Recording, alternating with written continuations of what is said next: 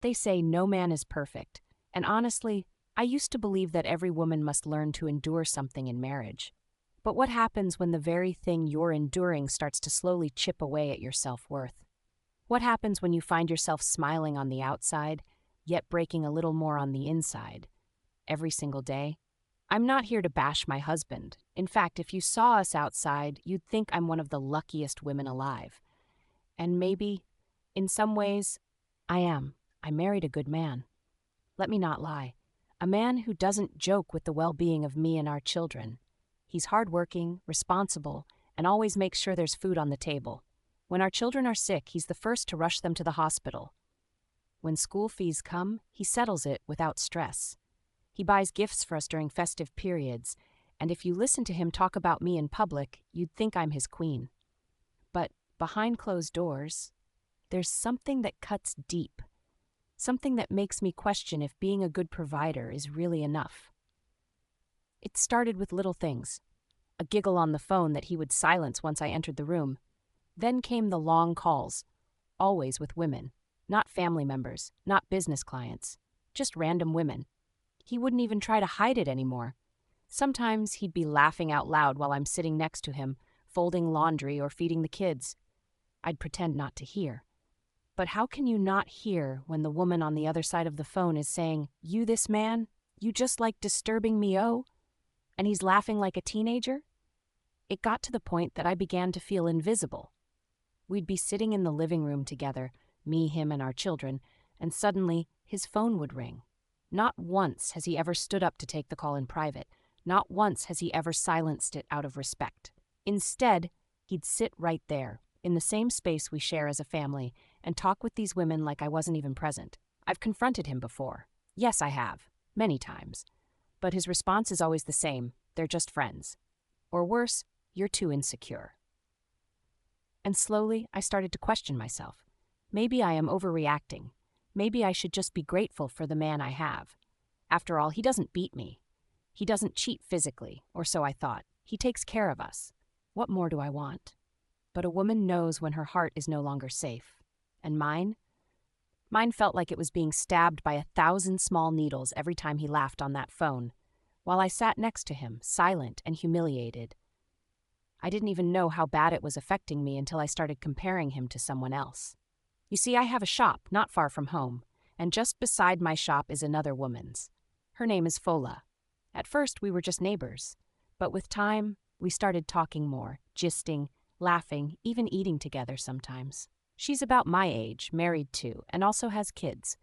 We bonded over market runs, motherhood, and the daily struggle to keep our homes running.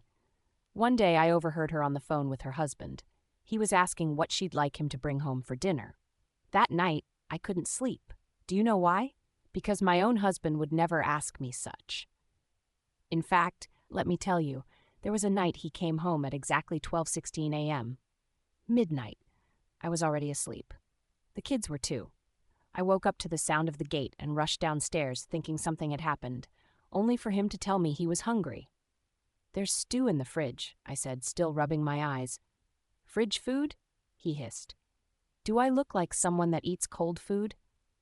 That night, I cooked hot noodles and eggs at 12:30 a.m. I stood in the kitchen like a maid while he sat in the living room watching football.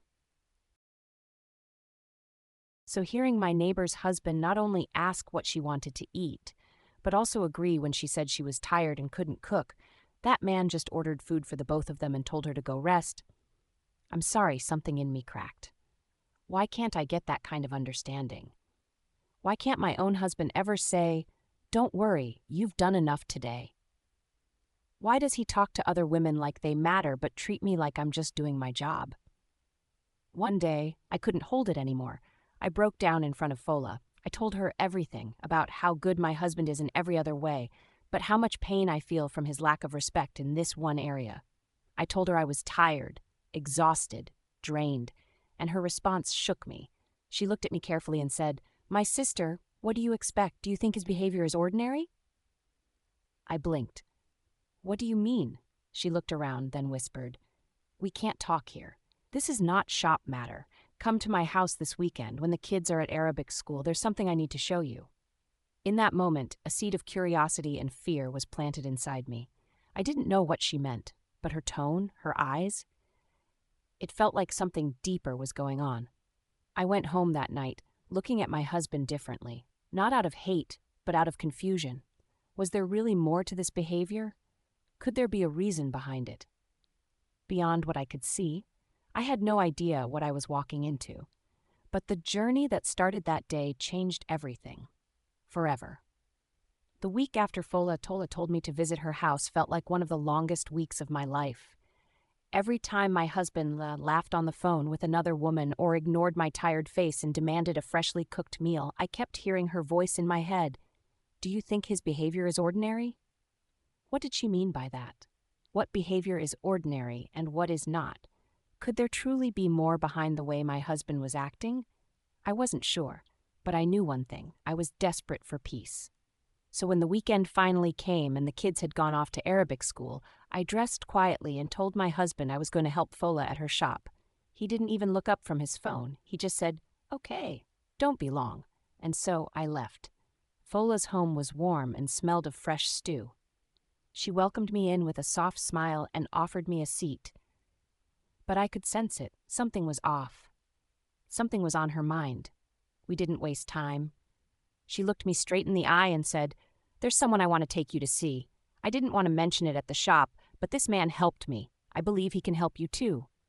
I blinked. "Help me? How?" She lowered her voice. "Some things are not just physical, my sister. Some things are spiritual. You think your husband is just naturally behaving like that? Do you know how many women use charms to keep married men chasing them? You think it's normal for a man to talk to side chicks so boldly in front of his own wife? I'm telling you, it's not ordinary." I froze. I had heard things like this before, but never thought it would come this close to home. Still, I didn't argue. I just nodded slowly. I was confused, unsure. But deep down, part of me whispered, what if she's right? The next weekend, I followed her. She said we couldn't go during the week because the man only attends to people on Saturdays. So, again, once the kids had gone to Arabic school, I followed her in silence. I didn't ask too many questions. I didn't even know what to expect. We got into a keke and stopped in a quiet part of town. The houses were old, clustered. We walked through a narrow path with overgrown grass on both sides until we reached a compound with an iron gate and a broken chair at the entrance. Then Fola knocked. 3 times, like she'd done it before. A young boy opened the gate. Without asking who we were, he let us in. We stepped into a small, dim room with a low ceiling and a kerosene lamp in the corner. There was a mat on the floor and a stool with some kind of strange object on it, cowries, feathers, and something that looked like a gourd. That's when I saw her. Auntie Moji. My heart almost jumped out of my chest. She was sitting there, dressed in plain clothes, but with red beads around her neck and wrist. Auntie Moji was someone I knew from years back. She used to sell fabrics in the market. A gentle woman, a churchgoer. At least that's who I thought she was. But there she was, calmly sitting in that room like she belonged. She looked at me and smiled. "You're welcome, my dear." Before I could respond, an older man walked in. He had gray hair, wore a loose native cloth, and didn't even greet me. He looked straight at Fola and said, "This your friend. Can she do what you did?" Fola smiled and answered confidently, "Yes, she will. She's ready." I turned to look at her.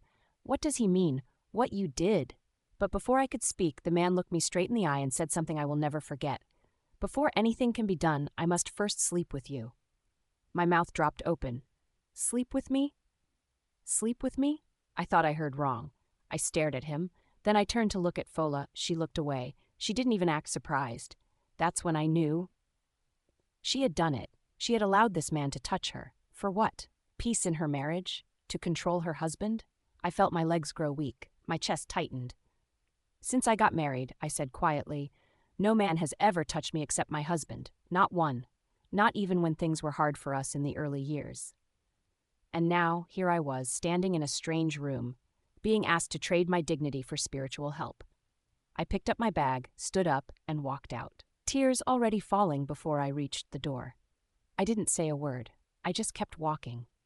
Each step I took away from that place felt like a war, between my pain and my pride, between my loneliness and my sense of self-worth. When I finally got outside and felt the wind on my face, I broke down completely. I wasn't crying because of what the man said. I was crying because I almost said yes. That walk home from the Baba's place, I will never forget it. It felt like my feet were carrying the weight of 1,000 decisions. My eyes were swollen from crying. My heart felt betrayed, not just by my husband, but by someone I thought was my friend. Fola.